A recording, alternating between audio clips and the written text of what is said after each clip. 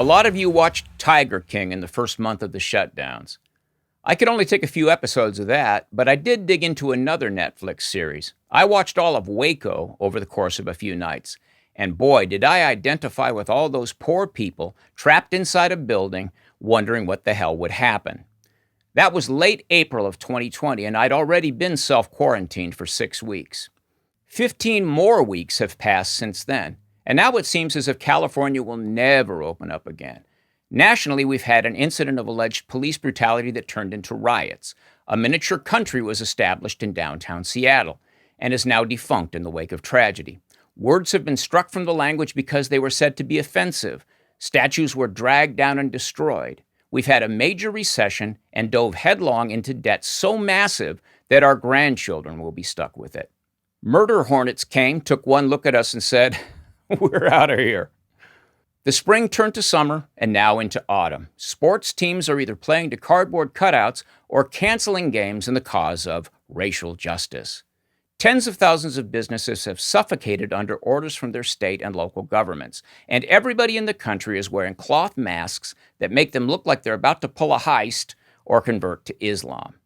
And still, my social media feed is full of people who act as if they simply cannot rejoin society until they are visited by angels, perhaps carrying a vaccine.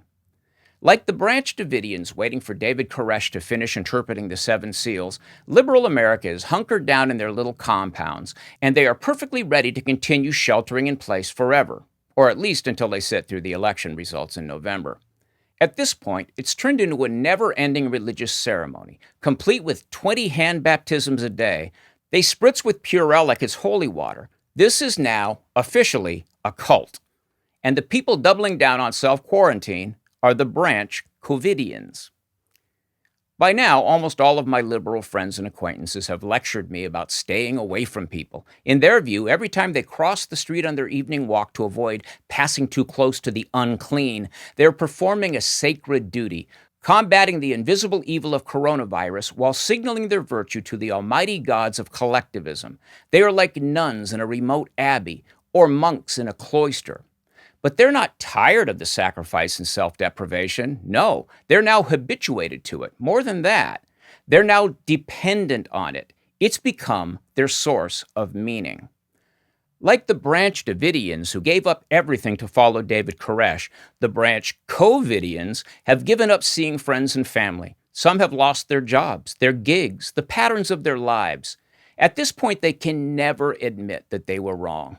The data is gradually proving that COVID-19 is not a unique threat to the survival of mankind, and that their beloved shutdowns have done unimaginable harm and very little good.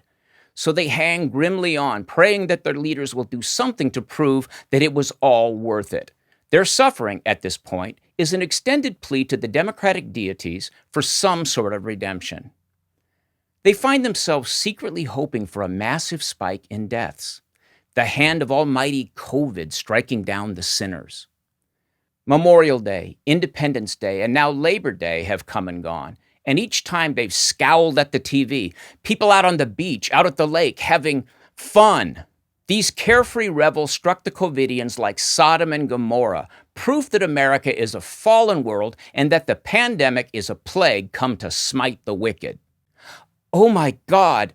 Look at those people moving around freely, laughing, throwing a frisbee, touching each other, and their faces are naked. For the Branch Covidians, the quarantine is their time of martyrdom. They will continue suffering until they kneel before the altar to receive a vaccination like early Christians taking communion bread. Unless that vaccine comes from Trump's people, in which case they'll return to the catacombs to await further revelation.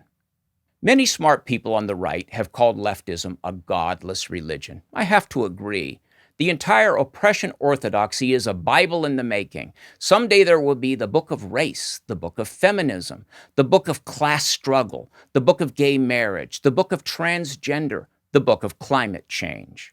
They are writing the origin story of a future megachurch. Once they have spread the word to the far corners of the world and evangelized every last soul, the scripture will be complete, and they will have proved that theirs is the only path to paradise. In the early years of every religion, there are atrocities committed. Moses didn't get to Canaan and find an empty promised land. No, it was full of Canaanites who had to be killed or enslaved. Muhammad slaughtered the Jewish tribe that wouldn't defend him against the Koresh people of Mecca. Hell, the Bhagavad Gita opens with a battle scene. The point of that was to justify the inflicting of suffering and death as simply the living out of predetermined events. Hey, you got to break some eggs, right? The Marxists of Black Lives Matter know that Stalin and Mao and Pol Pot killed millions. They don't see that as murder. They see that as creative destruction. The Branch Covidians have no quarrel with BLM.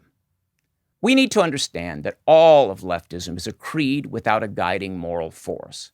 The spot where God should be standing is filled by the leftists themselves, a giant unthinking collective driven by an indistinct and ever-shifting desire to be important, to save the world from its sinful self without ever using the word sin. And as one by one, all over the country, small family businesses burn like villages on the arid plains of Mesopotamia, the Branch Covidians are sure that all of this will somehow prove to have been righteous. So stay out of their way. Their masks are now their holy garments, and your visible smile is the mark of the infidel. Thanks for watching. If you like this video, subscribe to our channel and then click the little bell to get notifications.